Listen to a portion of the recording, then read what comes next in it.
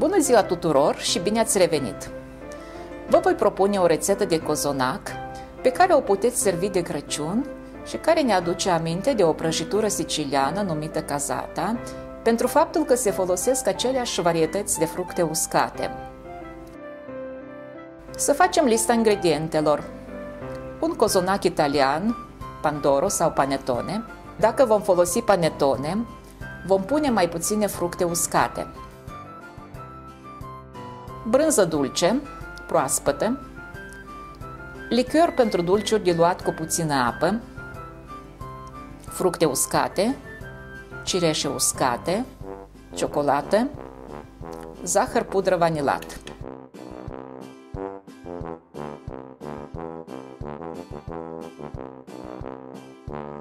Într-un bol mai mare, punem 500 de grame de brânză dulce,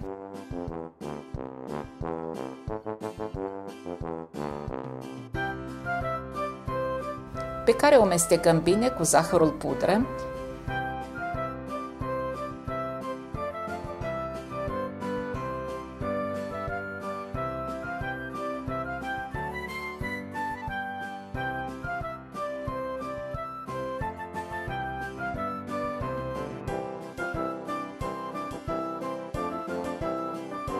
și punem esența de vanilie.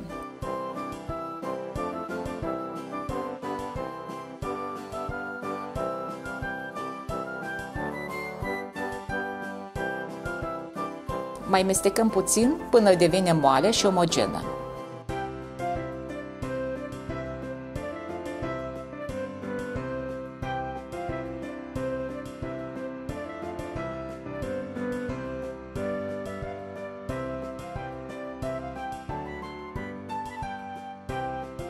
Acum putem adăuga bucățelele mici de fructe uscate,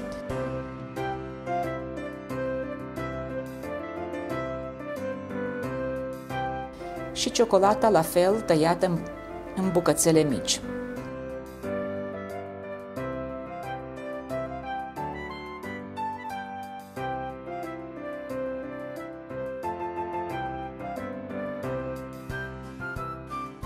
Mestecăm din nou până obținem o cremă omogenă.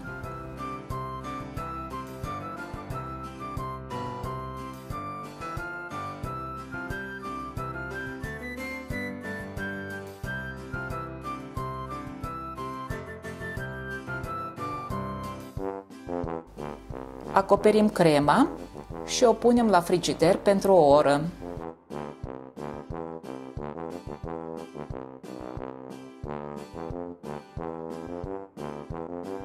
În acest timp vom tăia cozonacul în felii.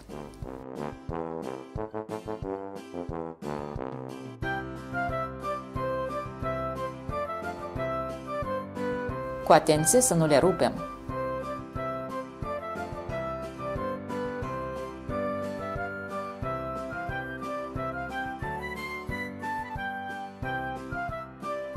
Iată ce stele frumoase obținem!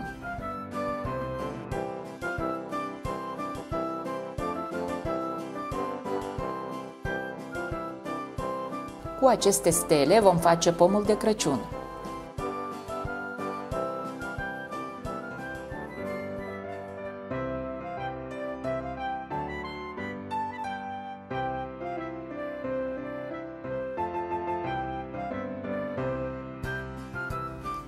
De obicei nu se folosește cozonacul întreg, deoarece împreună cu crema ar deveni foarte mare și riscă să se rupă.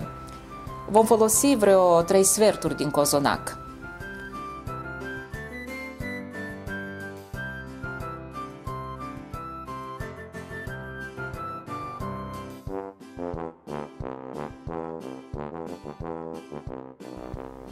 Căutăm să tăiem feliile la aceeași grosime.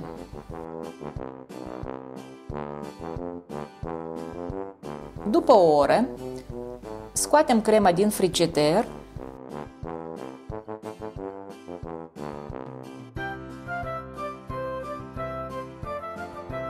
așezăm într-o farfurie prima felie, baza cozonacului de fapt, care e puțin mai tare. Într-un bol mai mic pregătim lichiorul cu o puțină apă, cu care vom stropi puțin cozonacul pentru a-l înmuia.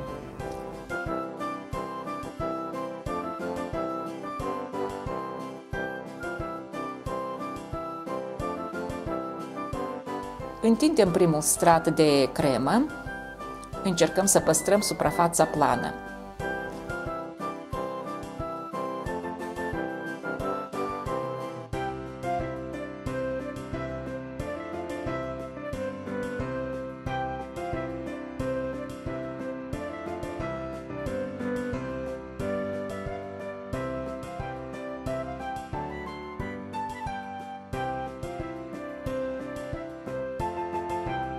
Așezăm a doua felie de cozonac în poziție alternativă cu prima.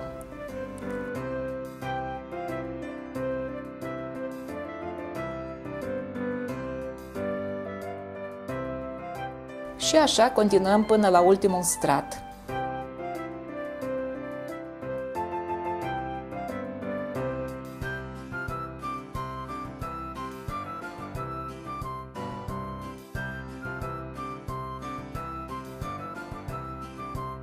Așezăm ultima felie.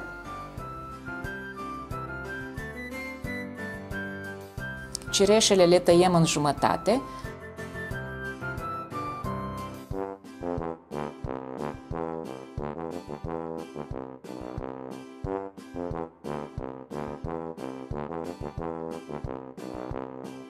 Presărăm puțin zahăr pudră peste tot cozonacul, care emite zăpada.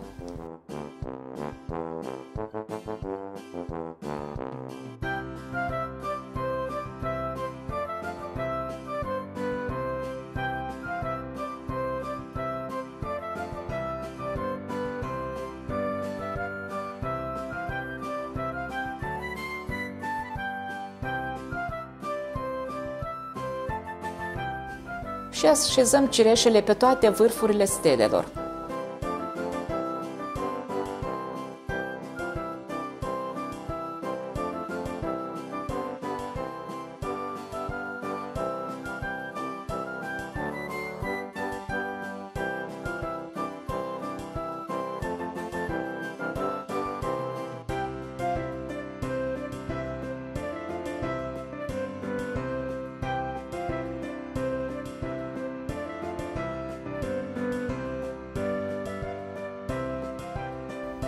Acesta este pomul nostru de Crăciun și tuturor celor care ne urmăresc vă dorim un Crăciun fericit!